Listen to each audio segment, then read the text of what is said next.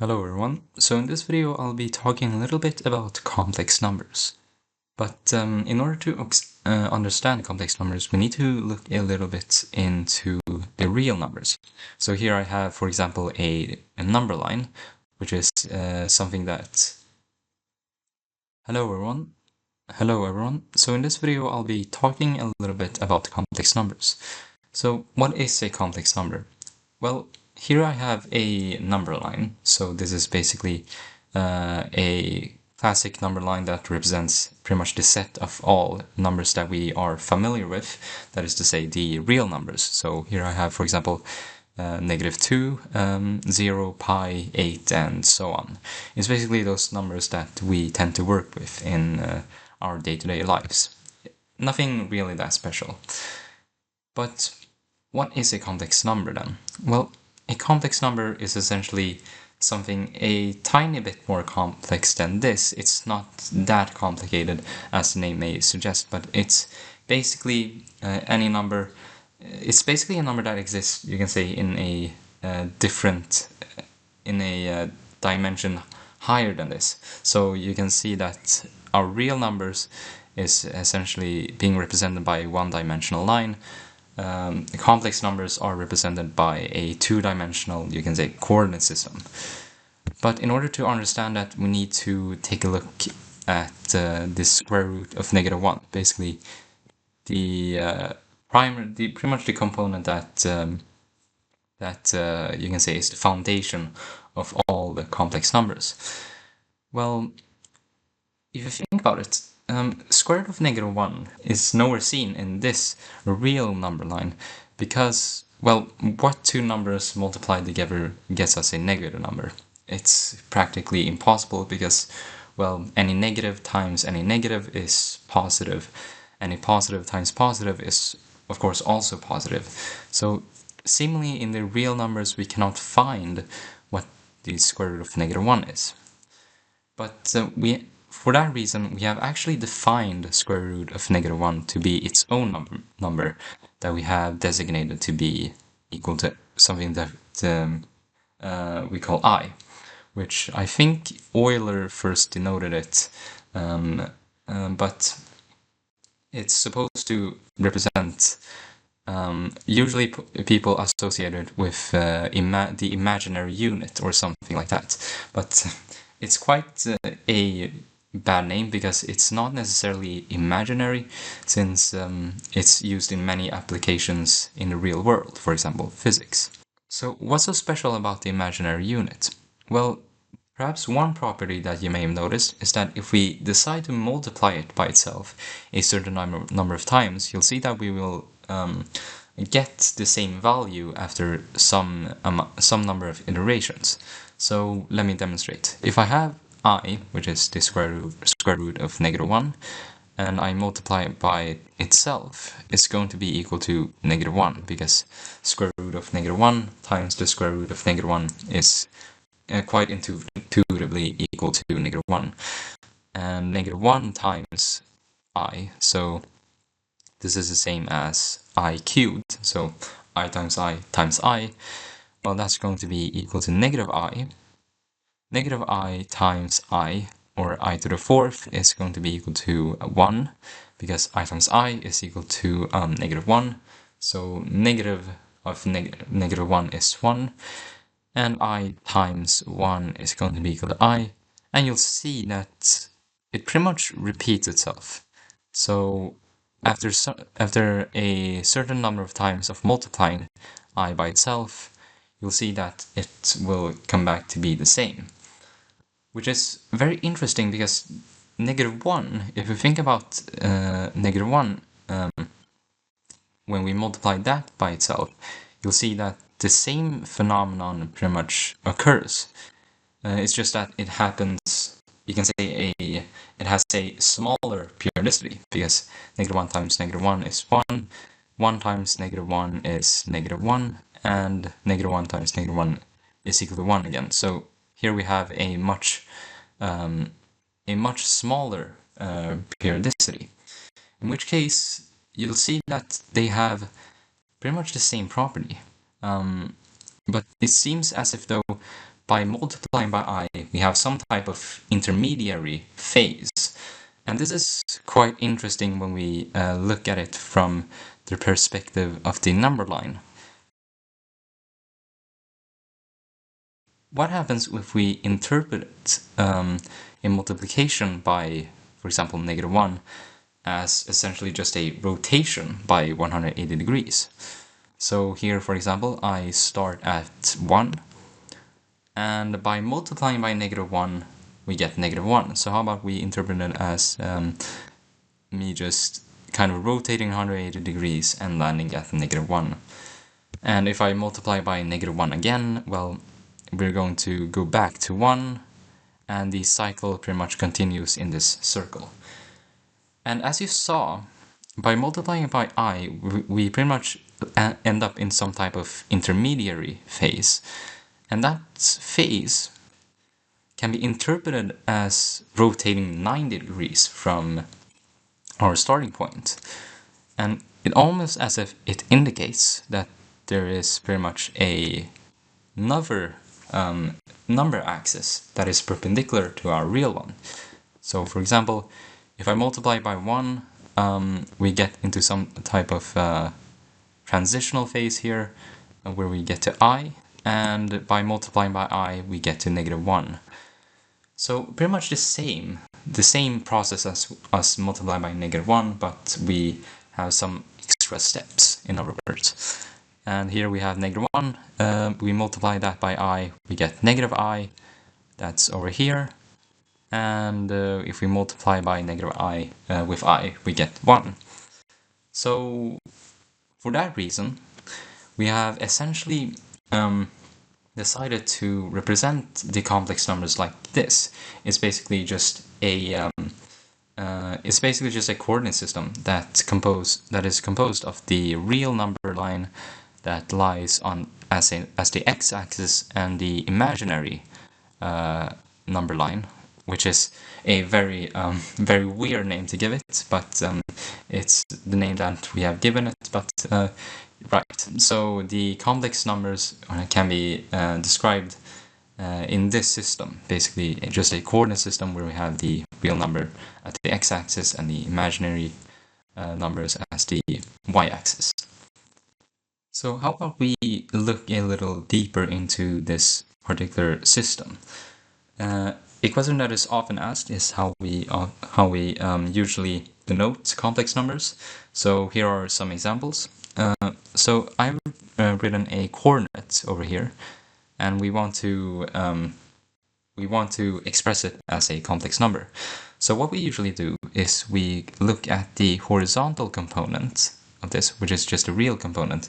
What real component this coordinate has, in which case it's just 1.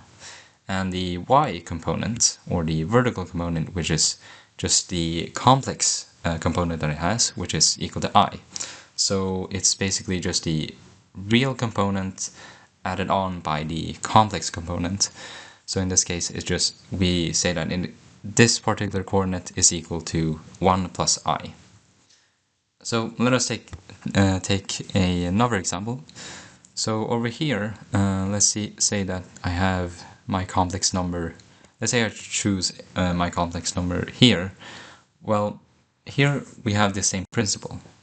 So it's basically just a real component, -1, added on by the complex component, -I. And that's just going to be equal to -1 minus I. So there are several different ways that we can notate or denote a complex number. This is one way to do it. It's called the Cartesian form of a complex number.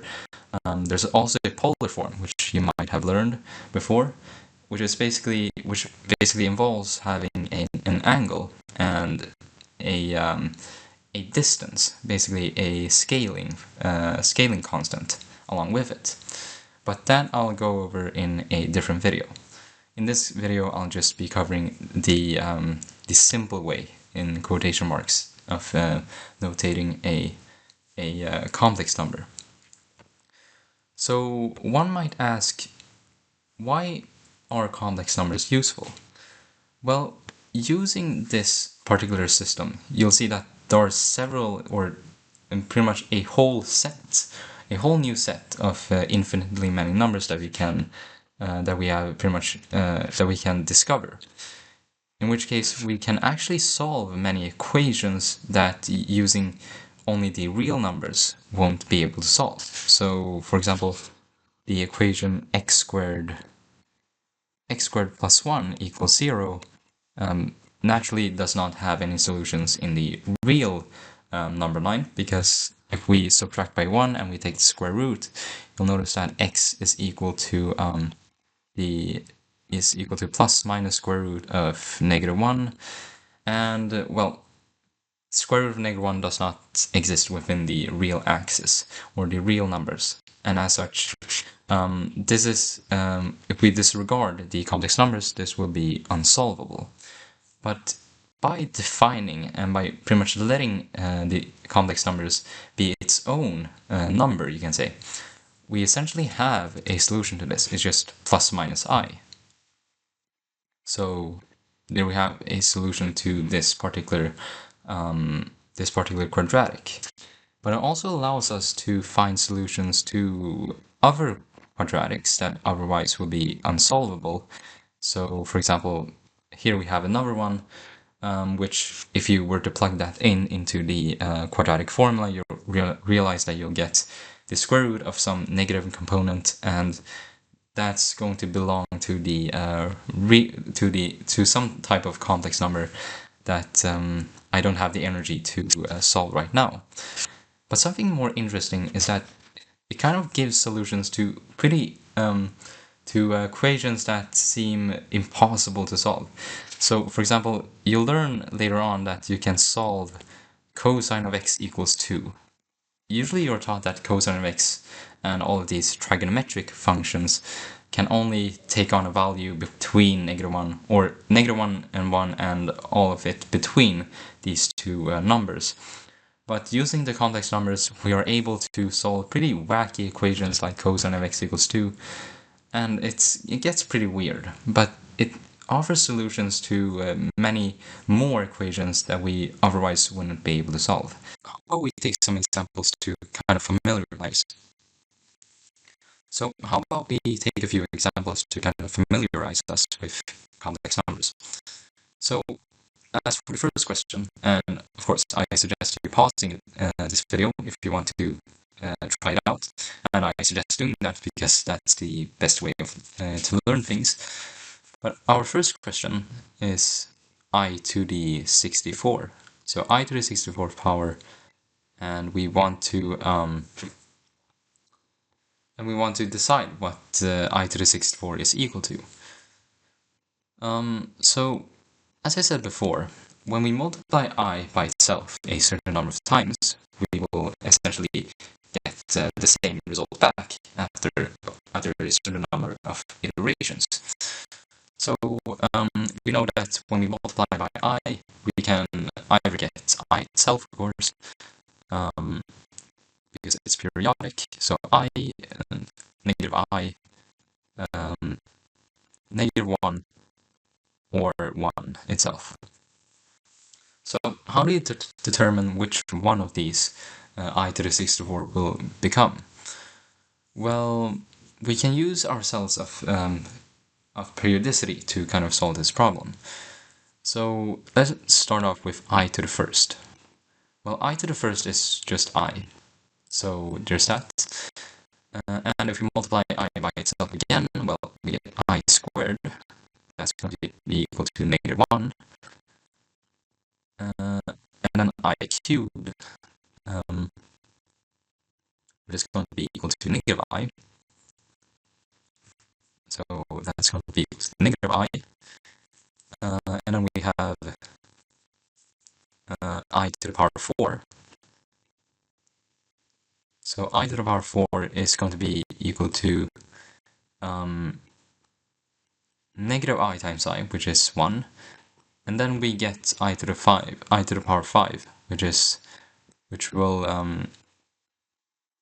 be equal to I.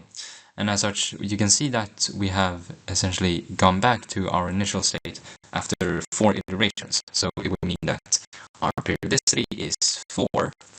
So we have a periodicity of 4, and that means that if I multiply I by some number, by -1, -I, or 1 or I, 4 times, we will get the same number back.